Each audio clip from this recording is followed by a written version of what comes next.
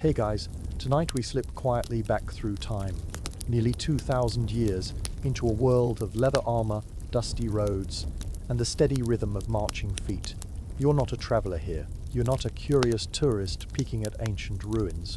No, tonight you're a full-fledged Roman legionary, waking up in a crowded barracks somewhere along the edge of the empire. And before we get too comfortable, it's only fair to warn you, you probably wouldn't survive this job. Not because you're weak, not because you're lazy, but because the average Roman soldier's day is packed with so much marching, training, digging, building, and general exhaustion that modern gym memberships would look like spa retreats by comparison. Still, you're here now. So, before you get comfortable, take a moment to like the video and subscribe, but only if you genuinely enjoy what I do here. And if you're listening from somewhere around the world tonight, drop a comment with your location and the local time where you are. It's always fascinating seeing where these quiet, nighttime journeys reach. Now, dim the lights, maybe turn on a fan for that soft background hum, and let's ease into tonight's journey together. You wake before the sun, not gently, not slowly. The world around you snaps into motion almost immediately, because Roman barracks are not exactly peaceful places to sleep. The room is long, narrow, and packed with wooden bunks that creak every time someone turns over. The air smells faintly of leather, sweat, and smoke from last night's cooking fire. Somewhere nearby, a soldier coughs. Another mutters in his sleep, and then comes the sound that truly drags you back into reality. The heavy thud of boots hitting the floor. Someone's already awake. Actually, several people are. You blink slowly in the dim, early light leaking through the narrow doorway. Your body aches in a way that feels strangely familiar. Your shoulders are stiff. Your legs feel heavy. Your back complains the moment you shift. Congratulations. You're officially experiencing what it's like to be part of the most famous military machine in the ancient world, the Roman legion. Historically speaking, a standard Roman legion during the height of the empire contained roughly 5,000 soldiers, though the exact number could vary depending on the time period and the campaign. These men were not just fighters, they were builders, engineers, laborers, and occasionally unwilling road crews. And today, you're one of them. The man sleeping on the bunk beside you rolls over and groans dramatically, rubbing his face like someone who deeply regrets every life decision that led him here. You sympathize. The morning air is cold, and the thin wool blanket you slept under did very little to protect you from it. Roman soldiers typically slept in shared barracks rooms called contubernia, small spaces where about 8 soldiers lived together. The arrangement was practical and loud. Privacy? Not really a Roman military priority. You sit up slowly, rubbing your eyes. Outside, the sky is still dark blue, that strange color that appears just before sunrise. A few distant birds are beginning to stir, their soft calls drifting over the edge of the camp. But inside the barracks, the day has already begun. One soldier is pulling on his sandals. Another is tightening the straps of a leather belt. Someone in the corner is already grumbling about sore feet. And honestly, you can't blame him. Roman military sandals, called caligae, were sturdy, but not exactly luxurious. They had thick leather soles reinforced with small metal studs designed to grip the ground during long marches. The downside? They weren't exactly built for comfort.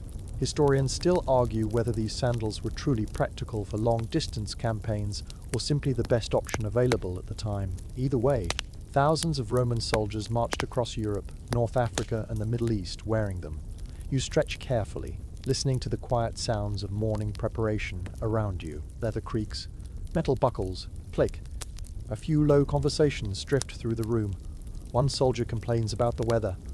Another jokes that at least today they're not digging ditches, and that comment earns a few tired chuckles, because digging is something Roman soldiers did. A lot. You swing your legs off the bunk and place your feet on the cool dirt floor. The ground feels solid and reassuring beneath you, even though part of you would prefer to crawl back under the blanket for another hour of sleep. Unfortunately, that's not an option. Roman military life runs on strict discipline. When the day begins, it begins for everyone. A faint golden glow appears outside now, the first hint of sunlight touching the horizon beyond the camp walls. Somewhere out there, farmers are waking up, animals are stirring, and the massive empire of Rome is beginning another ordinary day. But for you, the day won't involve markets or peaceful countryside walks. Instead, It will involve marching, training, carrying heavy equipment, and probably sweating through your tunic before noon. A small clay oil lamp flickers on a nearby table, casting long shadows across the wooden beams overhead. Someone lights it briefly to check the straps on his armor before blowing it out again. The room grows quiet for a moment, and in that pause you hear the distant sound that signals the true beginning of a Roman soldier's morning.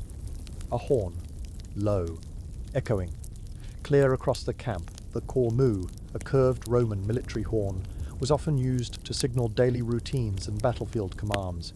Its deep sound could travel surprisingly far, cutting through noise and chaos alike. When Roman soldiers heard it, they moved. No arguments, no hesitation, just action. You take a slow breath. The air smells like morning dust and cold stone. Around you, the other soldiers begin standing, stretching, tightening belts, preparing themselves for whatever the day will bring. And here's a quirky historical detail. Roman soldiers sometimes carried small personal items into battle. Lucky charms, carved figurines, or amulets meant to protect them. Even hardened legionaries had their superstitions. Historians still debate how seriously these beliefs were taken, but the presence of these objects suggests that even the most disciplined soldiers appreciated a little extra luck. Honestly, who wouldn't? You stand up fully now. The room feels slightly brighter as dawn creeps closer. Outside, the Roman camp is waking up. Thousands of soldiers, hundreds of tents, and somewhere beyond the horizon, an empire waiting to be defended. Your day as a Roman soldier has just begun. And if the aching in your shoulders is any clue, it's going to be a long one. The barracks slowly empties as the men of your contubernium shuffle outside into the cool morning air. Dawn has now spread a pale golden light across the camp, revealing rows of tents, stacked equipment, and soldiers already moving with practiced efficiency. The Roman army wakes quickly. There's very little lingering, very little stretching lazily or staring at the sunrise like a philosopher. Most of the men here have done this routine hundreds, maybe thousands of times.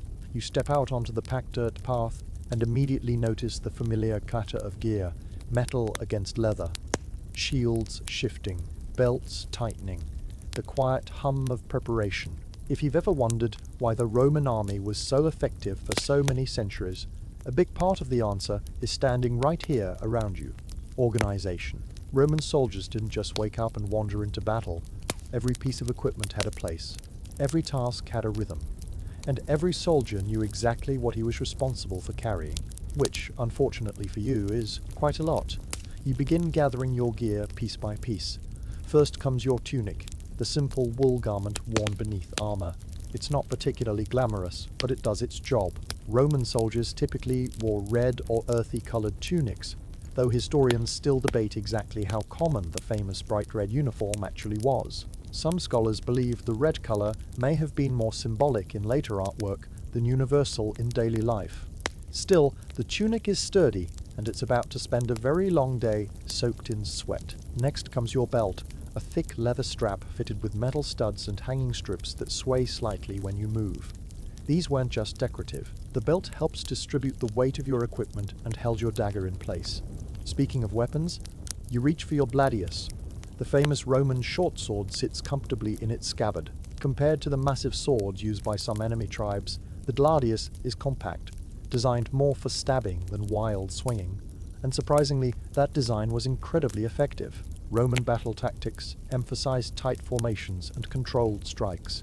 Instead of dramatic duels, soldiers worked together like a moving wall of shields and blades. You slide the sword onto your belt. Already the weight is beginning to build, but you're not even close to finished. Next comes your shield, the scutum. It's tall, curved, and made of layered wood covered in leather.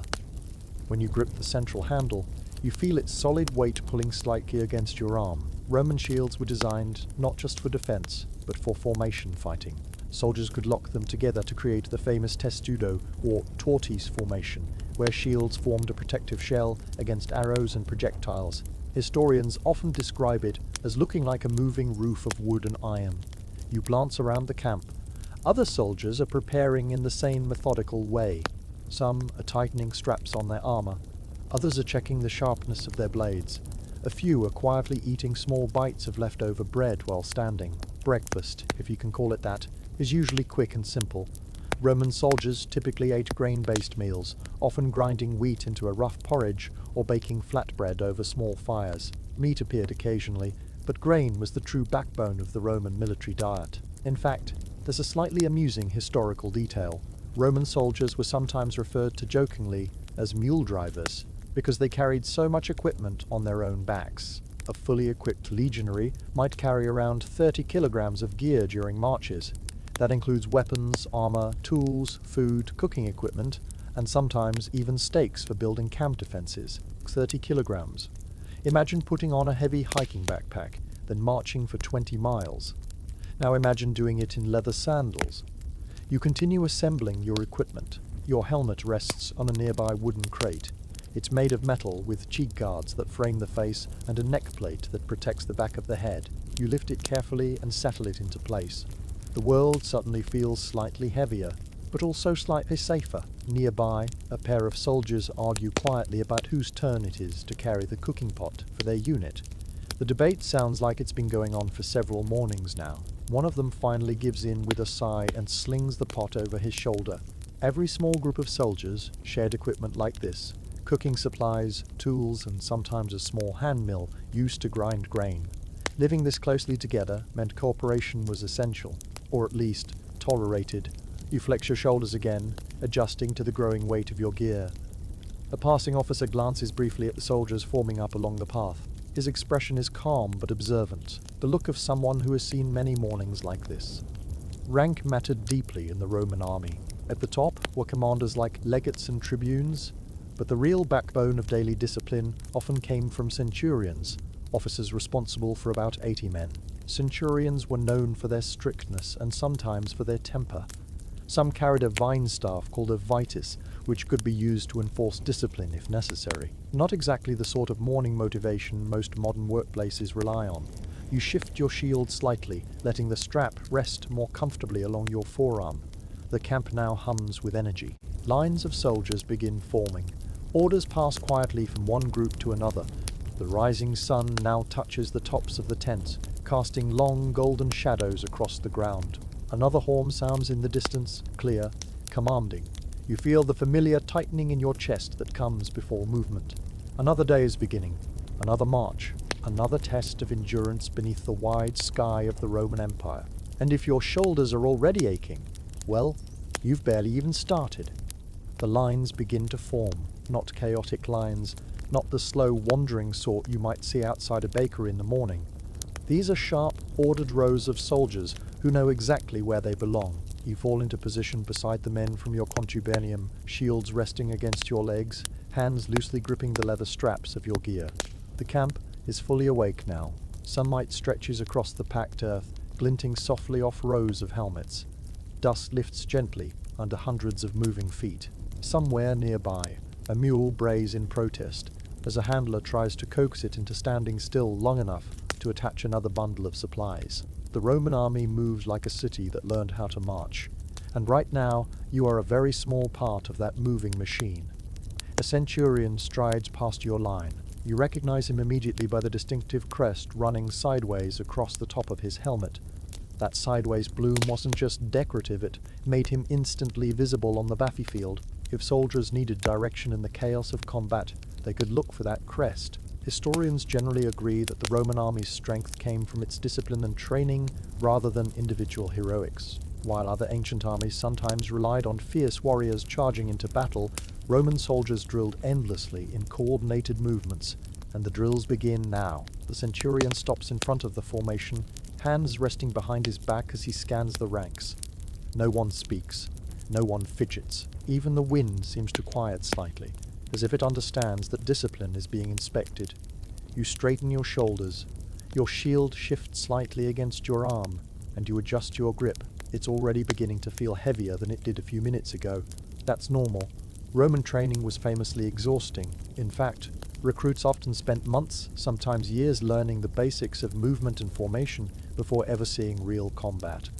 And even veteran soldiers continued drilling regularly, because when thousands of men fight side by side, small mistakes can quickly become deadly. The centurion raises his voice. "Form up."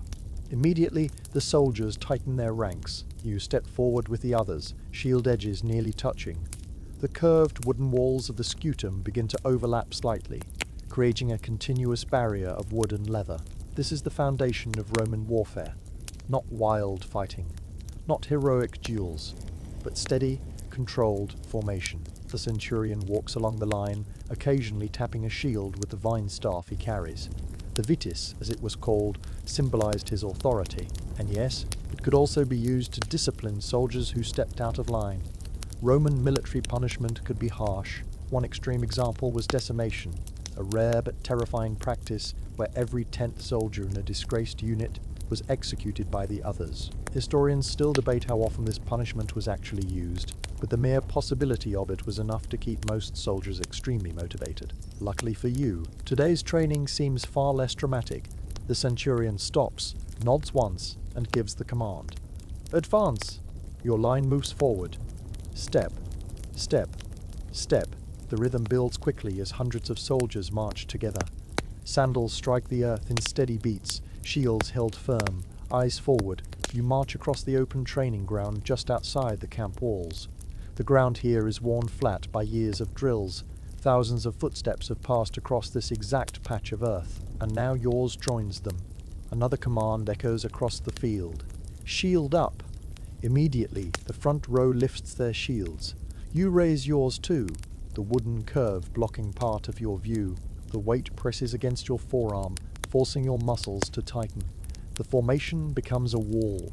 This technique, used constantly in Roman training, prepared soldiers for the moment when arrows might darken the sky in battle.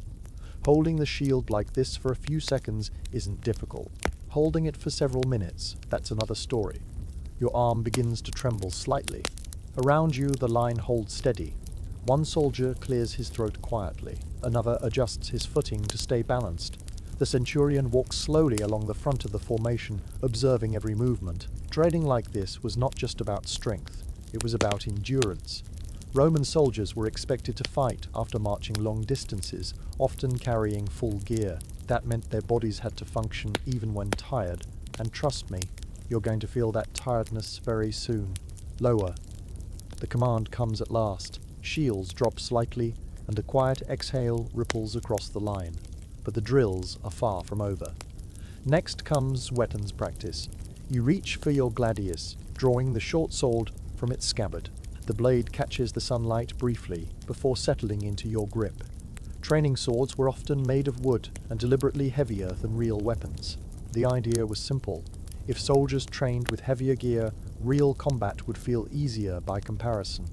You step forward again with the line. The command comes. Strike. The motion is controlled and precise.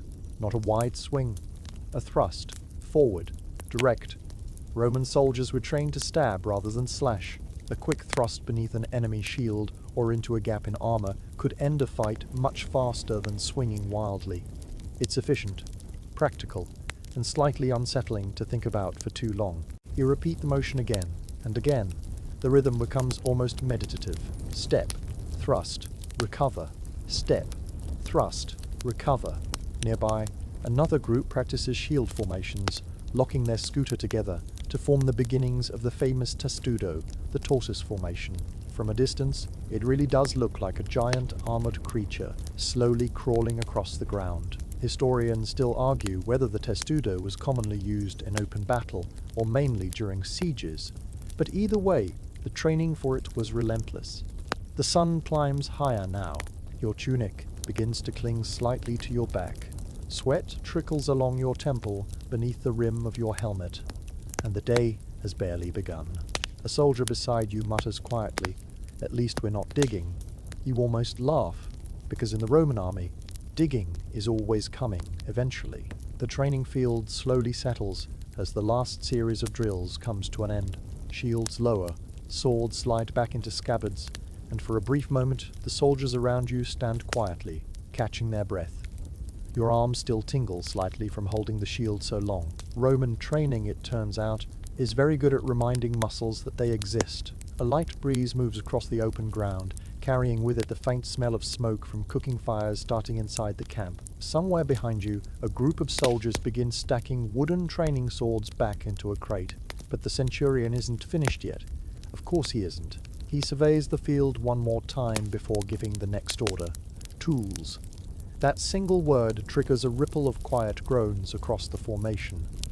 Because every Roman soldier knows what comes next. Digging. It might sound strange that one of the most powerful armies in ancient history spent so much time with shovels, but in reality, the Roman military was just as famous for building things as it was for fighting. Roads, fortifications, bridges, walls. If Roman soldiers stopped somewhere for the night, chances were very high they would build an entire fortified camp before going to sleep. Historians estimate that Roman marching camps could sometimes be constructed in just a few hours. Thousands of soldiers working together could transform an empty field into a defensive stronghold surprisingly quickly. And today, you're about to help with the practice. You collect your dolabra, a Roman military tool that looks like a strange combination of pickaxe and shovel. It's heavy, with a wooden handle and an iron head designed for chopping through soil or roots. Not glamorous, but extremely useful. The soldiers begin moving toward the edge of the training ground, where a partially marked trench line waits. Wooden stakes mark the rough outline of what will eventually become a defensive ditch. You step into position along the line. The sun has climbed higher now, warming the earth beneath your feet. Dust sticks lightly to the leather straps on your armor. The centurion raises his hand. Dig. There's no dramatic speech, no motivational chant, just digging. You drive the dolabra into the ground. The metal head bites into the soil with a dull thud, sending a small spray of dirt to the side. Then again. And again. Soon the quiet field fills with the steady rhythm of iron tools striking earth. Thunk. Scrape. Lift. Throw. The sound repeats over and over like a slow mechanical heartbeat. Roman soldiers were expected to dig defensive trenches around camps almost every night during campaigns. These ditches made it much harder for enemies to launch surprise attacks. Behind the trench, soldiers would build an earthen wall called a vallum, often reinforced with wooden stakes. So by the time the camp was finished, it had a ditch, a wall, and a protective barrier, all constructed by the soldiers themselves. No construction crews, no engineers in hard hats, just thousands of tired legionaries with tools. You pause briefly to wipe sweat from your forehead. The soil here is dry and stubborn. Every strike of the dolabra requires real effort, but slowly the trench begins to deepen.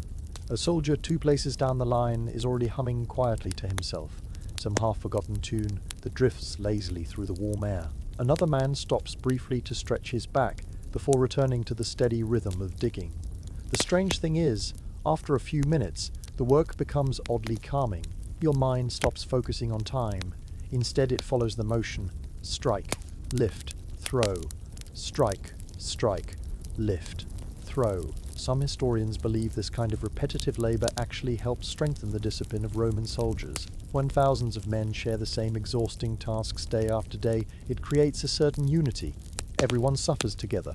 Everyone works together. Even the centurion occasionally picks up a tool during demonstrations, showing new recruits the correct technique, though today he mostly watches, pacing slowly behind the line like a patient supervisor. You glance down into the trench forming at your feet. It's deeper now, perhaps knee-height already. Multiply this trench by several hundred meters, and you begin to understand how impressive Roman camps could be. And remember, this work was usually done after marching all day. Suddenly your morning of training doesn't seem quite so bad. The sun continues its slow climb across the sky. Birds circle lazily overhead. The steady rhythm of tools striking earth continues without interruption. Thunk, scrape, lift, throw. A few soldiers nearby begin quietly debating which part of the empire has the worst soil for digging. One insists the rocky hills of northern Britain are the absolute worst. Another swears the deserts of Syria are far more miserable. The argument drifts on lazily as everyone keeps working, and somehow, despite the heat, despite the heavy gear, despite the endless digging, the morning passes. Slowly, calmly, almost peacefully, until the horn sounds again. And every soldier along the trench stops at once, because when that horn calls, something new is about to begin. The digging stops instantly. Tools lower, conversations fade, and for a moment, the entire line of soldiers simply stands there, breathing quietly in the warm morning air. The horn's deep echo drifts across the training ground one last time before fading into silence. You straighten slowly, stretching your back as much as your armor allows. The trench at your feet is now several feet deep, a long scar cut neatly across the earth by dozens of tired soldiers. Not bad for a morning's work. A few men lean on their tools for a second, but no one relaxes too much. In the Roman army, horns rarely sounded just for fun. Usually, it meant something new was about to happen. And today, thankfully, it means food. The centurion walks along the trench line, glancing down at the work, with a calm, approving nod. He doesn't say much. Centurions often believed praise was best delivered sparingly, but the small gesture is enough. You've done the job correctly. Back to camp, he finally says. Those 3 words are enough to send a wave of quiet relief through the group. You climb out of the trench carefully, brushing dirt from your tunic. The ground feels warmer now beneath your sandals as the sun continues rising toward midday. The walk back to camp isn't long, but it feels longer when your shoulders are tired and your stomach is starting to remind you that breakfast earlier was minimal. Roman soldiers didn't usually eat large morning meals. Instead, they relied on simple food they could prepare themselves. As you pass through the camp gate, the smell of cooking grain reaches you almost immediately. It's earthy and warm, the scent of wheat simmering slowly in iron pots. Several small cooking fires burn between the rows of tents now. Groups of soldiers crouch beside them, stirring thick mixtures inside battered cooking bowls. This is pulse, one of the most common foods in the Roman army. Pulse was essentially a porridge made from boiled grain, usually wheat or barley, sometimes mixed with herbs, cheese, or bits of meat if supplies allowed. It may not sound exciting, but it was filling, simple to prepare, and provided the steady energy soldiers needed for long marches and heavy work. You return to the small area where your contubinium cooks its meals. One of your tent mates has already started preparing the pot. He glances up as you approach. "About time," he mutters, though there's no real annoyance in his voice. You drop your tools beside the tent and crouch near the fire. The heat feels surprisingly comforting after the morning's labor. The pot bubbles quietly. Inside, the thick grain mixture moves slowly as it cooks, releasing little bursts of steam into the air. Someone hands you a wooden bowl. Another soldier scoops a generous portion of the porridge into it. Lunch in the Roman army isn't fancy, but it's earned. You take the first spoonful. The taste is mild and slightly nutty. Not particularly flavorful, but warm and satisfying in the way simple food often is when you're hungry. Nearby, a pair of soldiers argue quietly about which province produces the best wine. One insists that the vineyards in Gaul are superior. The other claims nothing beats Italian wine from the hills near Rome. Neither seems likely to convince the other anytime soon. Wine, by the way, was very common for Roman soldiers, but it was usually diluted with water. Drinking undiluted wine was considered a bit excessive by Roman standards, so most soldiers enjoyed a watered-down version that was safer to drink and lasted longer during long campaigns. You finish your bowl slowly. The camp around you hums with quiet activity. Some soldiers are repairing gear, others sharpening blades, and a few lucky ones have stretched out briefly in the shade of the tents. Roman camps were surprisingly organized places. When constructed properly, they followed a strict grid pattern of streets and sections, almost like small temporary cities. Command tents, storage areas, workshops, and sleeping quarters all had designated spaces. That level of organization helped the Roman army move quickly and maintain order, even with thousands of men living together. You lean back slightly, resting your arms on your knees. For a moment, the day feels peaceful. Birds chirp from somewhere beyond the camp walls.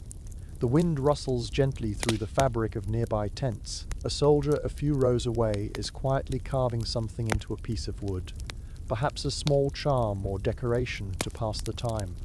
These small, quiet moments were probably precious for Roman soldiers, because once lunch ended, the day would continue. More drills, more work, possibly even a long march before sunset. You glance up at the bright sky overhead. The empire is vast. The roads stretch endlessly. And somewhere far beyond the camp walls, another journey is always waiting. But for now, you sit beside the warm fire, holding an empty bowl, enjoying a few rare minutes of calm. in the life of a Roman legionary. And honestly, you've earned it. The quiet after lunch doesn't last very long. Roman camps rarely stay still for extended periods, especially during a campaign. A few soldiers manage to lie back for a moment in the shade of their tents, helmets resting beside them, but most remain busy. Equipment always needs attention. Leather straps loosen, metal dulls, sand finds its way into everything. You set your empty bowl aside and reach for your shield. A thin layer of dust has settled across the curved surface during the morning's digging. It isn't much, but Roman soldiers were expected to keep their equipment in good condition. A neglected shield could mean trouble later. You brush the dust away with the edge of your tunic and inspect the metal boss at the center of the round iron dome designed to deflect blows. It still shines faintly in the sunlight. Good. Nearby, one of your tent mates is carefully sharpening his gladius with a small whetstone. The scraping sound repeats slowly and steadily. Shh. Pause. Shh. Pause. Shh. Pause. Shh. Pause. There's something almost relaxing about the sound, like distant waves brushing against a quiet shore. Roman weapons didn't need to be decorative. They needed to be reliable. The gladius, though short compared to many ancient swords, was extremely effective in the tight formations the Romans preferred. A quick thrust between shields or under armor could end a fight quickly. Roman soldiers trained endlessly to make those movements automatic. Across the camp, a group of men gathers around a wooden table where small leather pouches are being distributed. Payday, or at least something close to it. Roman soldiers were paid regular wages, though not quite in the way modern armies handle salaries. Part of their pay was often deducted automatically for food, equipment, and other supplies, so what they actually received in hand could feel a bit smaller than expected. Still, the payment was important. A standard legionary during the early empire might earn around 225 denarii per year, though this amount increased during certain periods under different emperors. It wasn't a fortune, but it was steady income, something many young men in the empire might struggle to find elsewhere. For many recruits, the Roman army offered more than just pay. It offered structure, adventure, and sometimes, after many years of service, even land or citizenship. You finish wiping your shield and set it beside your pack. The camp road nearby fills with soldiers again as the afternoon schedule begins forming. Roman military life followed strict routines. Training, work, maintenance, marching. Every hour had its purpose. A horn sounds again, not as loudly as the earlier signal, but enough to draw attention. A group of soldiers begins assembling near the edge of camp. Scouts, you watch as they check their lighter gear and prepare their horses. Unlike most legionaries who fought on foot, Roman cavalry units were responsible for reconnaissance and communication. They moved ahead of the army, watching the roads and hills for any signs of trouble. One rider swings smoothly onto his horse and adjusts the leather straps across the saddle. For a moment, the animal stamps impatiently against the dirt, eager to move. Then, with a quiet command, the group rides out through the camp gate. Their figures grow smaller as they disappear down the dusty road beyond the walls. Out there, the empire stretches across mountains, forests, deserts, and rivers, and somewhere beyond the horizon could be allies, or enemies, or simply another long road waiting to be marched. Back inside the camp, however, the mood remains steady, familiar, routine. You pick up your helmet and settle it back onto your head. The weight presses gently against your temples. Not uncomfortable, just constant. A nearby soldier stretches his arms and groans quietly. "March this afternoon," he mutters. Another shrugs. "Better than digging." It's hard to argue with that, because Roman marches could be long, but they had one advantage over trench work. At least when you're marching, the ground doesn't fight back. The afternoon sun now hangs bright and steady above the camp. Shadows shorten, and the air grows warmer with each passing minute. The centurion appears again near the center road, and whenever a centurion appears like that, something is definitely about to happen. You rise slowly, adjusting the straps on your pack. Another order is coming, another movement, another piece of the endless rhythm that shapes the life of a Roman soldier. The empire does not sit still, and neither do its armies. Somewhere down the road a new destination waits, and before the sun sets, you'll probably be walking toward it. The road continues for hours. Step after step, the Roman column moves steadily across the countryside. The rhythm of marching becomes so familiar that you barely notice it anymore. Your feet lift, fall, lift again. Dust rises in small clouds beneath hundreds of sandals, drifting slowly behind the long line of soldiers, like a pale shadow following the army. The afternoon sun has begun its slow descent now. The light softens slightly, turning the distant hills a warm shade of gold. Shadows stretch longer across the fields beside the road. You shift the strap of your pack again. Even a well-balanced load begins to feel heavier after several hours of marching. The wooden stakes knock quietly against the side of your gear with each step. Clack, clack, clack. Around you, the column remains calm and quiet. Roman soldiers were used to long marches. Most of them had spent years walking roads exactly like this one, moving from one province to another, one camp to the next. Some soldiers even claimed they could fall half asleep while marching. Not completely asleep, of course, just drifting somewhere between awareness and routine, letting the rhythm of the road carry them forward. Up ahead, the scouts finally signal a halt. The horn sounds again, long and low. The entire column gradually slows. Step, step, step. The quiet that follows feels almost strange after hours of constant movement. You roll your shoulders slightly, letting the weight of the pack settle more comfortably. A few soldiers stretch their legs. One man sighs with clear relief as he finally shifts the position of his shield. The officers gather briefly near the front of the column, quietly discussing the landscape around them, because now comes one of the most important decisions of the day: where to build the camp. Roman armies almost always constructed a new fortified camp at the end of each day's march. Even if they planned to stay only one night, the defensive walls and trenches were still built. It was simply part of Roman military routine. Safety through preparation.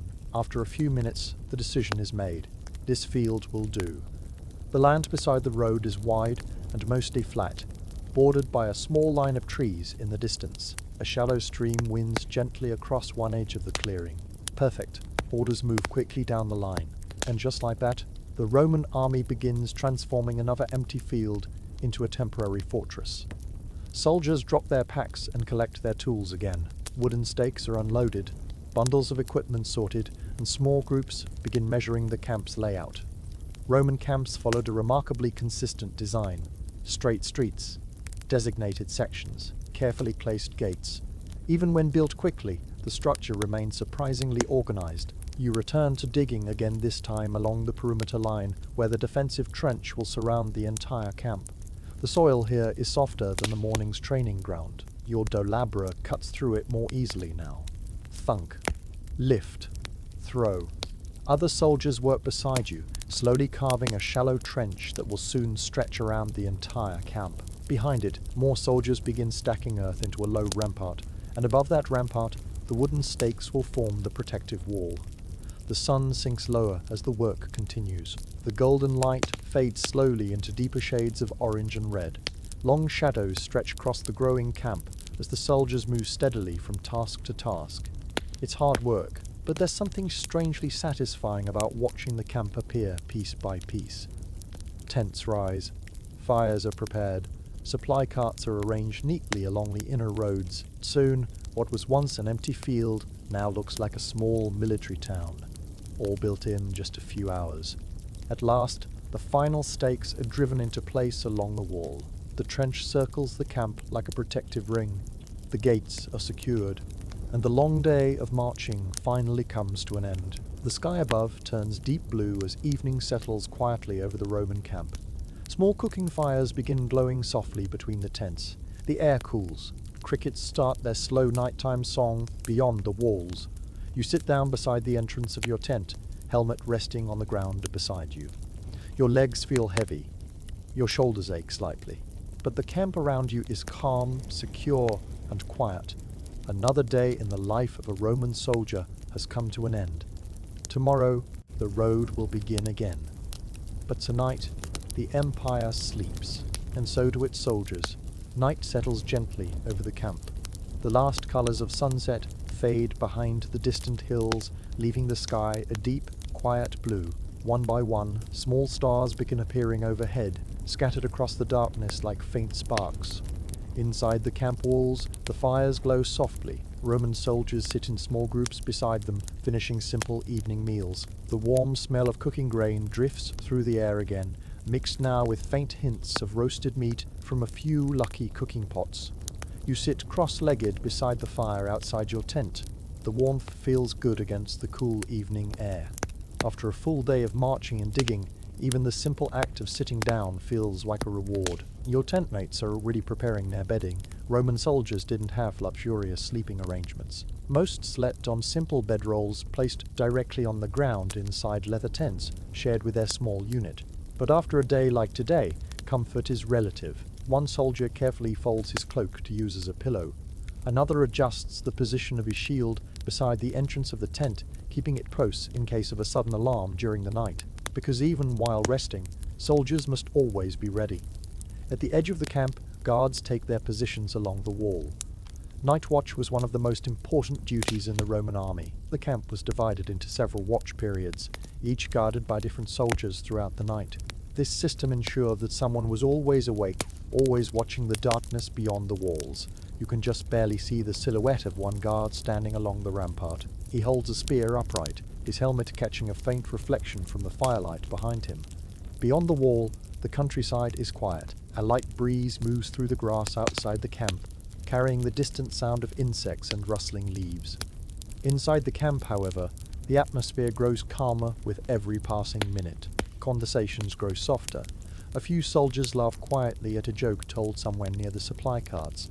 Others are already lying down, pulling cloaks over their shoulders as the night air cools further. The fire beside you crackles gently. Small sparks float upward into the darkness before disappearing completely. You lean back slightly, resting your arms behind you. Above, the sky stretches endlessly. Without the lights of cities, the stars appear brighter than you might expect, thousands of them scattered across the heavens. Roman soldiers often traveled far from home. Some came from cities, others from quiet villages. But out here, under the same night sky, everyone shared the same simple view of the universe. Just stars, silence, and the faint glow of firelight. Your eyes begin to feel heavier. The long march, the digging, the steady rhythm of the day's work, all of it slowly catches up with you now. Inside the tent, your bedroll waits. Nothing fancy, just cloth and ground. But after a full day in the Roman army, it might as well be the most comfortable place in the world. You stand slowly, stretching one last time before stepping inside the tent. Your tent mates are already settling in. Someone quietly shifts their position, trying to find the most comfortable spot on the uneven ground. You lay down and pull your cloak over your shoulders. The sounds of the camp continue faintly outside.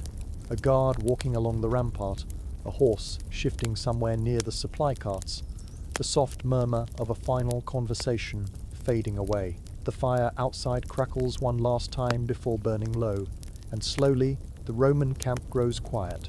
Another day of marching will come tomorrow, another road, another camp, another story somewhere along the endless roads of the empire.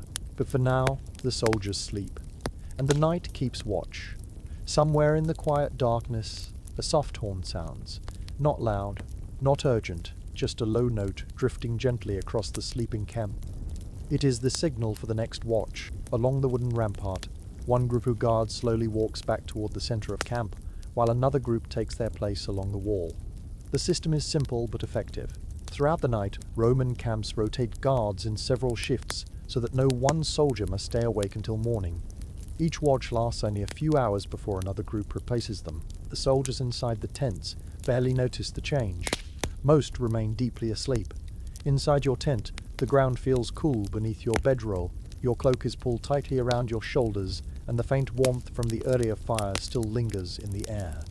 Outside, the guards' footsteps move slowly along the wooden wall. Step.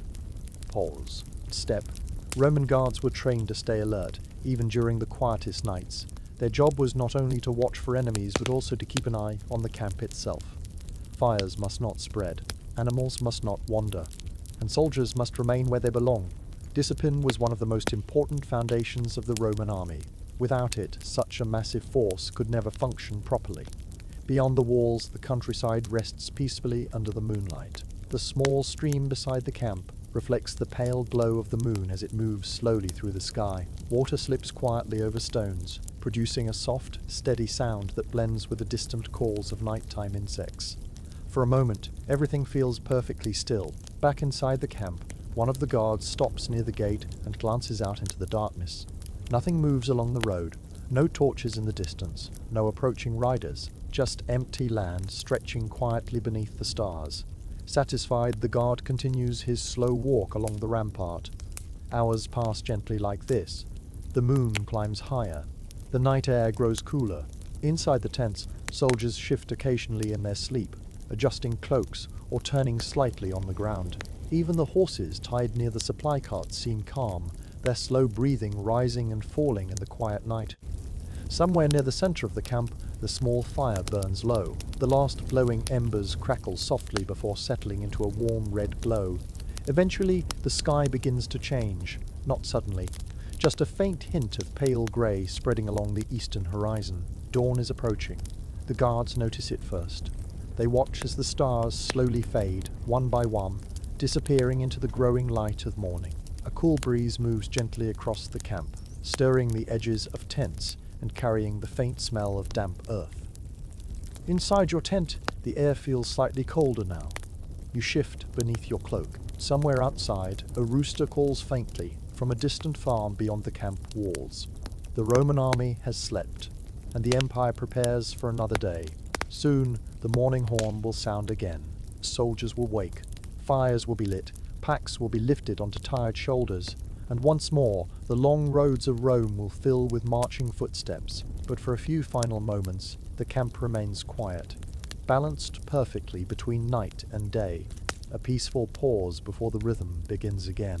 Because in the Roman army, there is always another road, another march, another story waiting just beyond the horizon. And slowly, as the first light of dawn touches the wooden walls of the camp,